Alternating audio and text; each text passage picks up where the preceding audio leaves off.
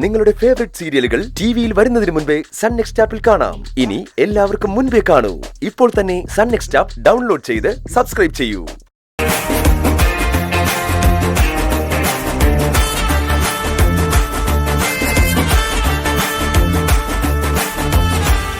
നല്ല രസമുണ്ടല്ലോ കാണാൻ.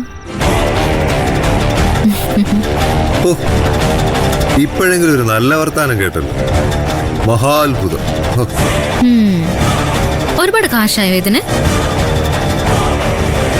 ഇത് ശരത്തിന്റെ കല്യാണ വേഷമാണ്. ഇഷ്ടപ്പെട്ടു, എടുത്തു. കാശൊന്നും ഞാൻ നോക്കിയില്ല. ബില്ല് വേറെ ആരെങ്കിലും കൊടുത്തോ അതോ സ്വന്തം കയ്യിൽ നിന്ന് കൊടുത്തോ? ആന്താടി നീ അങ്ങനെ ചോദിച്ചേ? ഞാൻ അത്ര എച്ചിയാന്ന് വിചാരിച്ചു.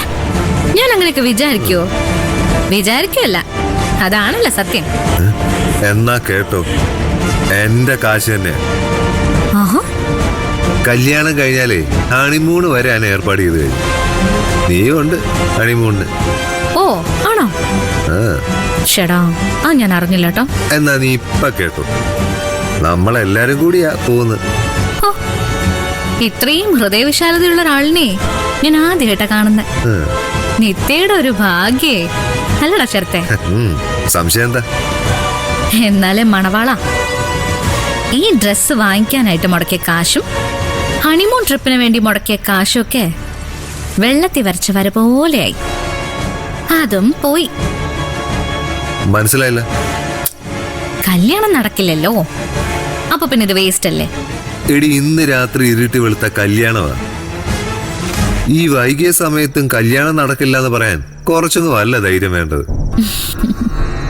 ഒന്നുകില് ശുദ്ധ വിവരക്കേട്, അല്ലെങ്കിൽ ഓവർ കോൺഫിഡൻസ്, അമിത ആത്മവിശ്വാസം.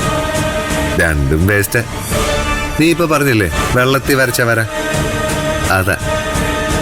നീ താലി കെട്ടുന്ന നിമിഷം വരെ എന്തും സംഭവിക്കാം, അത് നീ മറക്കണ്ട. കുറെ നാളായാലും നീ ഇങ്ങനെ പറഞ്ഞ് പേടിപ്പിക്കാൻ തുടങ്ങിയിട്ട്. എന്നിട്ട് എന്തെങ്കിലും ചെയ്യാൻ പറ്റൂടി നിനക്ക്? ഓ, ആ സിദ്ധു ആയിരിക്കും അത് സംഭവിക്കും ഇത് സംഭവിക്കും എന്നൊക്കെ പറയുന്നത്. അതും വിശ്വസിച്ചിരുന്നു നീ.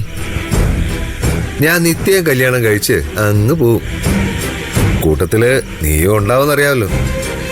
നിത്യ നീ, നീ നിത്യ. ഞാനങ്ങ് സുഖിക്കോടി. നീ സുഖിക്കുമല്ലോ, നരകിക്കൂടാ. പോലീസുകാരുടെയും തടവുകാരുടെയും ഒക്കെ ഇടികൊണ്ട് ചതഞ്ഞെറിഞ്ഞ് ആശുപത്രിയിൽ കിടക്കുമല്ലോ. ഞാൻ അന്നത്തെ കാര്യ പറഞ്ഞേ. അപ്പൊ ഓൾ ദി ബെസ്റ്റ്.